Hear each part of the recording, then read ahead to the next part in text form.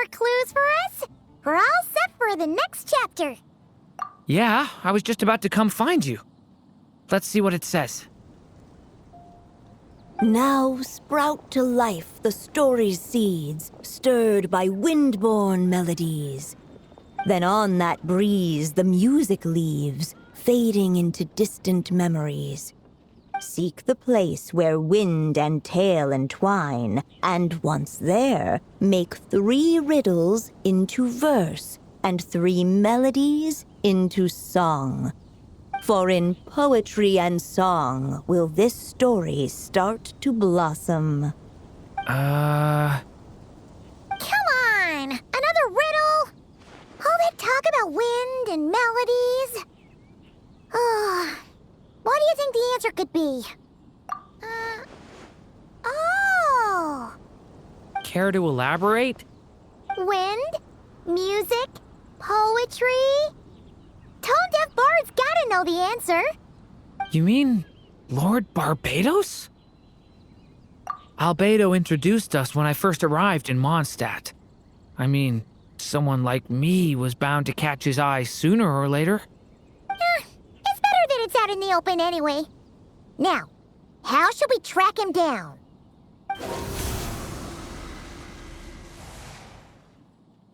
I'm pretty sure he's already caught wind of what's going on here. Why don't we just see where the wind takes us? Right. He definitely makes it easy to forget he's a real god sometimes.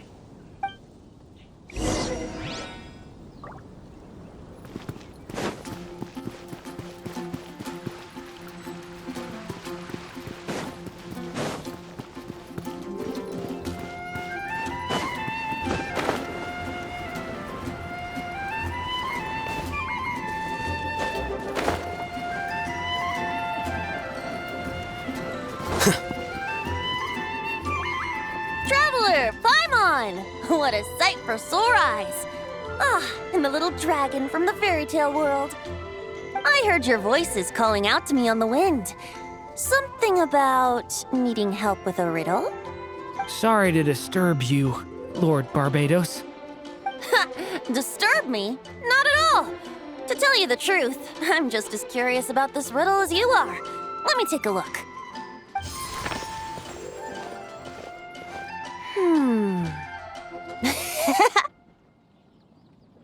What is it? Did you figure out the answer? 3 riddles and 3 melodies. That sure takes me back. The answer you seek lies hidden in memory. Looks like running to Tone-Deaf Bard was the right call after all. Long ago, those mages came to Mondstadt, seeking to test their strength against mine. But I replied, let us make music, not war, and resolve our conflicts through song. So I strummed my lyre and sang them this verse. O wind, welcome now, my guests. Pass through verdant leaves unseen, where shape your formless self may take, and offer up a graceful scene, a fleeting gift for welcome's sake. Leap at the edge of a sea of clouds, where land meets sky and sky meets ground. There frighten off the noisy crowds and bring my guests a calm profound. Fly beneath the stars up high, where mortal noise is swept aside, that my dear guests with starry eyes may share the dreams they hold inside. Now go to where I vowed to keep a quiet spot for them to sleep. No clash, no contest bars the way, just tea and mirth to fill the day. There you have it, the 3 melodies. As for the answers to those 3 riddles, I trust you can guess them by now. The woods, the edge of a cliff, and the sky? Correct! Funnily enough, your mother was also the first to solve it, all that time ago. There must be some kind of special rapport between those who write stories and those who sing them. woods, a cliff, and the sky. Oh! So that's where it is! I suppose the spot that answer points to is where you're headed next. You should know, after solving my riddle, the mages even accepted my proposal and made that location their official meeting spot. And going by what your book is suggesting, once you found it, you might want to try playing the melody I just shared with you. Guess you can be pretty reliable when it counts, huh? Great Animal Archon? Thanks for the help, Lord Barbados. Still got questions for me, huh? Yeah, you must have read countless tales in your time, being a wandering bard and all. In your experience, why might an author consider a story unfinished? Unfinished? Well, I guess if there's something left to accomplish in the story, or, if the last line goes, "To be continued." Huh? Wow, your helpfulness lasted for like 1 second. In all seriousness, I would think the answer to that question lies in your mother's story itself. It's not my place to pry any further. All right then, we should get going.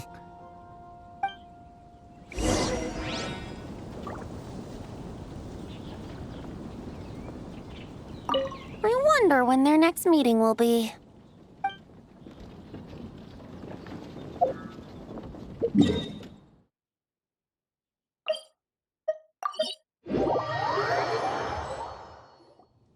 Okay, we're here! Now, we just need to play the 3 melodies, and we should be able to gather the memories for the next chapter, right? A musical performance? Huh. Out of all the things Miss Lisa has taught me, that's the one I'm worst at.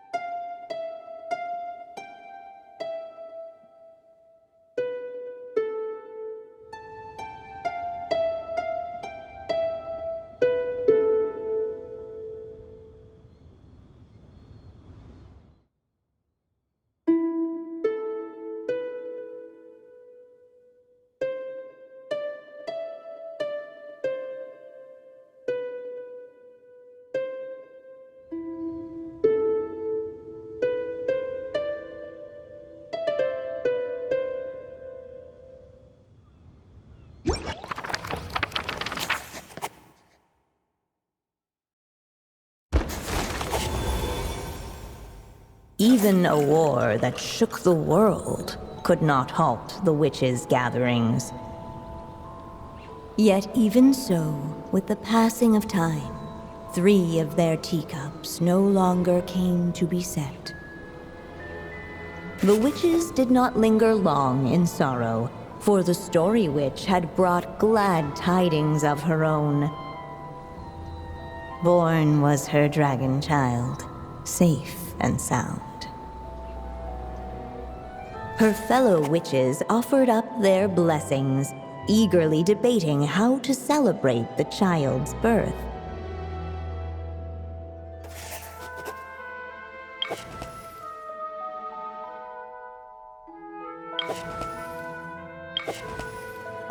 In the end, they settled on the sweetest candy they could find.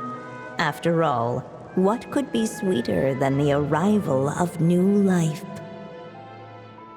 And so, the witches' gathering turned into a birthday celebration.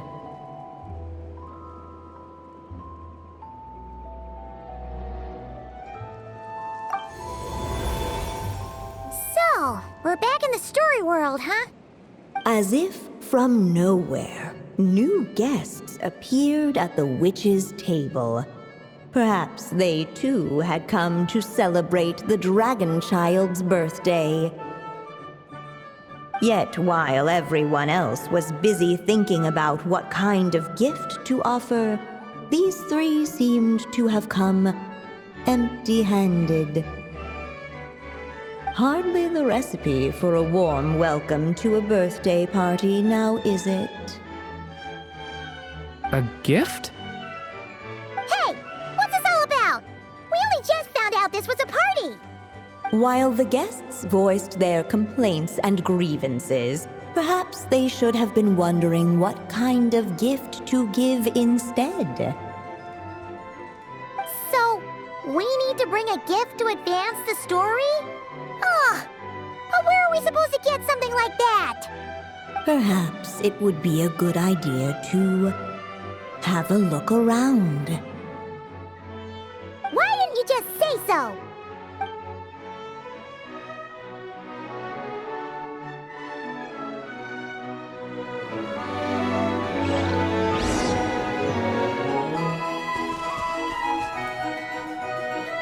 Hey, could we use these as gifts, maybe?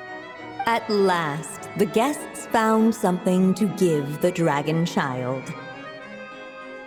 Guess that's a yes then. Which one should we go for? Still, the guests wondered, what kind of gift might the little dragon really want? Should they put a warrior's sword in his hand and send him out on an unstoppable quest to save the world? Or perhaps a wandering hero's slingshot and the promise of a life of endless, uncharted adventure? Or maybe even a scholar's tome and the chance to take on all the world's unsolved mysteries. Okay. Wow. That's a lot of pressure all of a sudden.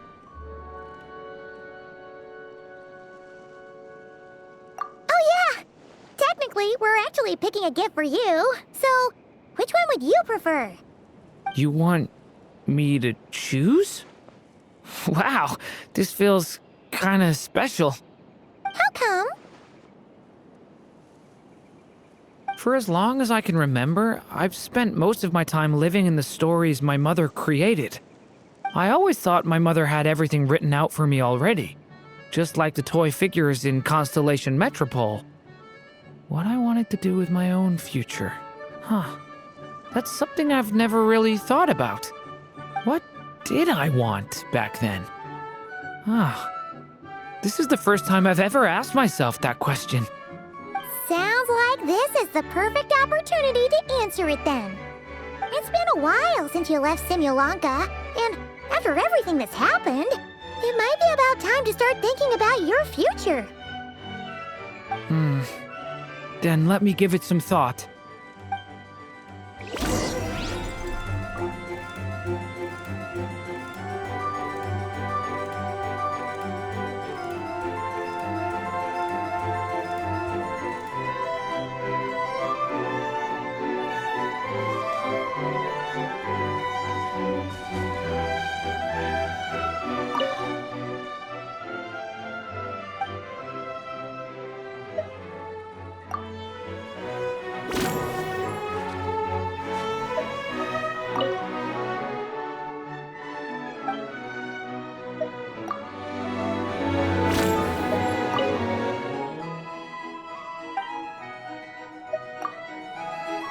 The guests hesitated, and not without good reason.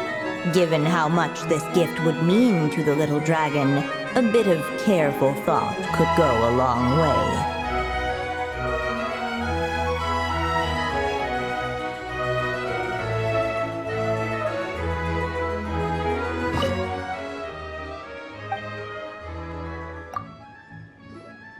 In the end, the guests settled on the Scholar's Tome.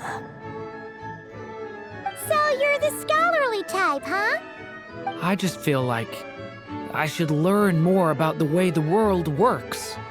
What makes you say that? I'll give you an example. Did you know that in Mondstadt, using fire to catch fish is a punishable offense?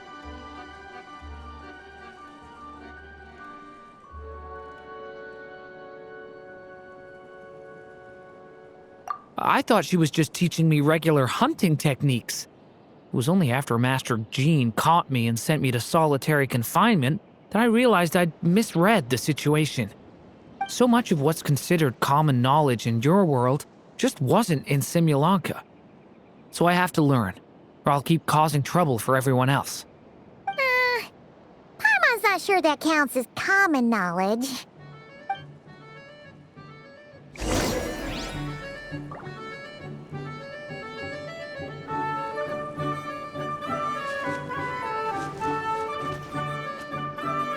Alright, they should let us in now that we've got a gift, right? Hello there. Brought a gift this time? The newly arrived guest presented his gift, wishing the little dragon a future as a wise and accomplished scholar. Accepting the guest's blessing, the Story Witch invited him and his friends to take their place around the table. Finally, she could introduce them all to her dragon child, telling all in attendance about the moment of his hatching, and of course, the name he'd been given. It was then that the Seer Witch, diviner of the stars, withdrew her gaze from the heavens and turned a sorrowful glance upon the little dragon. You gave him the same name as that evil dragon? That's right. But the life I intend for him shall be very different.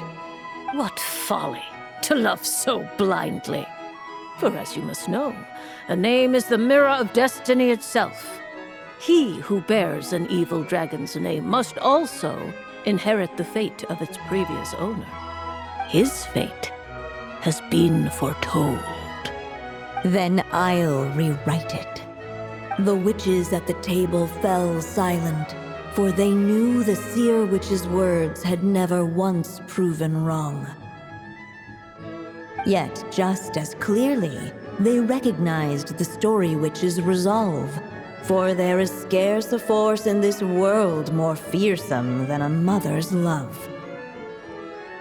At last, the Merry Witch stepped forward, dispelling the uneasy silence. So be it. Then we'll all lend a hand. Together, we shall rewrite this child's fate. You mean to defy one of the fundamental rules of this world?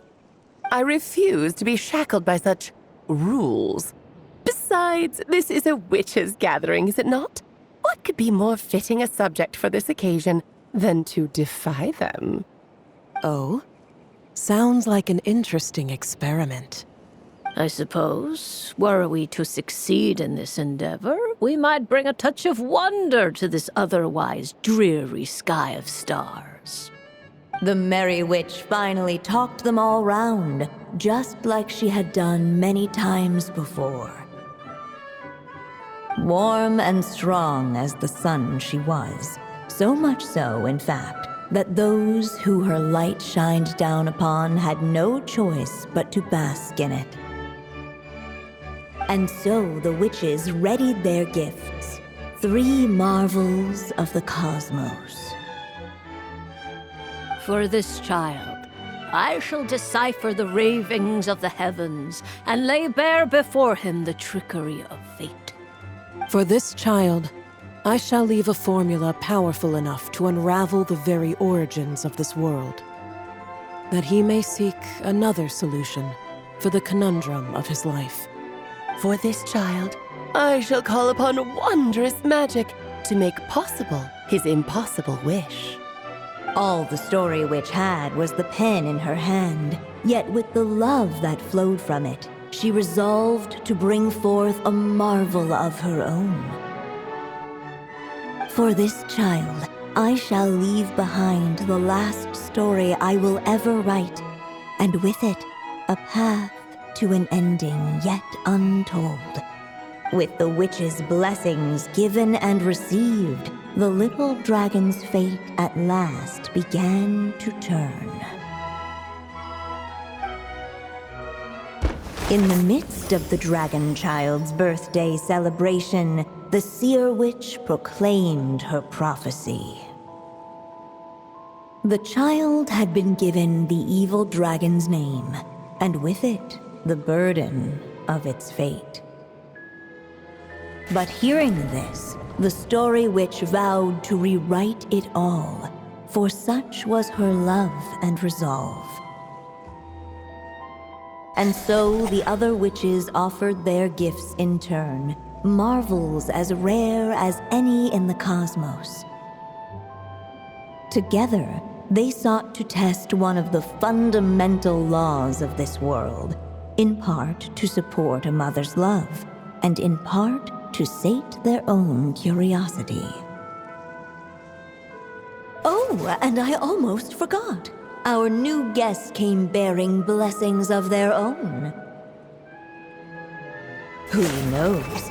Perhaps this extra dash of wisdom might be all the little dragon needs to change his fate.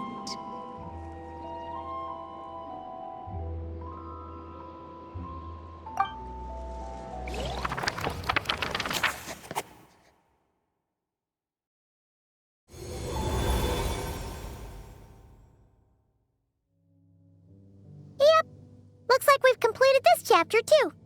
Those witches in the story were the mages of the Hexen Circle, right? They sure seem to care a lot about you, Durin. But, Paimon kinda had trouble following their conversation. Just a bunch of mystery, as usual. The evil dragon's fate.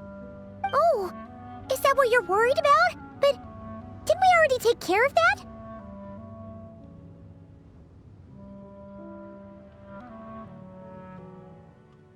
Ah, the mages must have had a hand in that, too.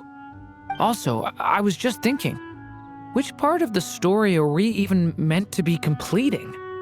Oh,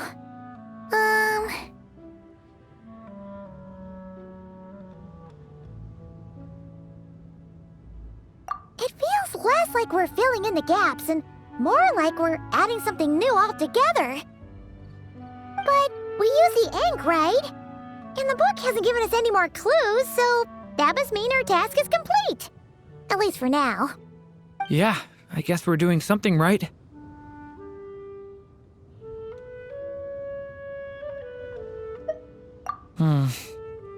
Maybe I'm overthinking things. It's just, this is my mother's final wish, so I don't want to mess it up. Anyway, thanks for all your help. I'll let you know as soon as the book reveals a hint about the next chapter. Okay then. See you in the next chapter.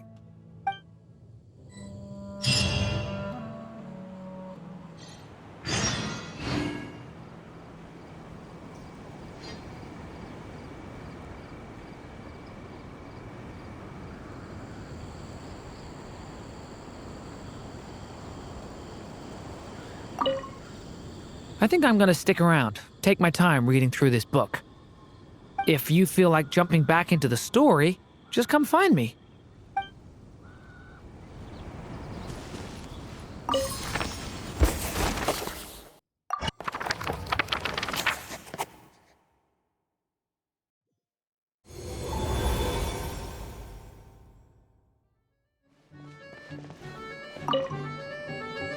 As of late, the Tricksy Witch has nearly the entirety of the snowy lands in her grasp. Now none but the Tsar can command her submission. Such a pity that she can no longer spare the time to join our gatherings. Tell me, does the Wander Witch still roam among the stars? Who can say how long we'll have to wait for her return? I had hoped sharing all the fun little stories from our gatherings might entice her to remain. Then how about the Memory Witch? Does she still walk the mortal realm? Yes, she has that secret mission of hers to accomplish, so she couldn't make it to our gathering. But she doesn't seem to regret her choice, so naturally, it's not my place to pry. As rare a chance to gather as this, and yet almost half of us are absent. Cheer up. At least you came with good tidings. I suppose I'm just feeling a little sentimental. After all, there will come a day when I, too, am among those absent at these gatherings.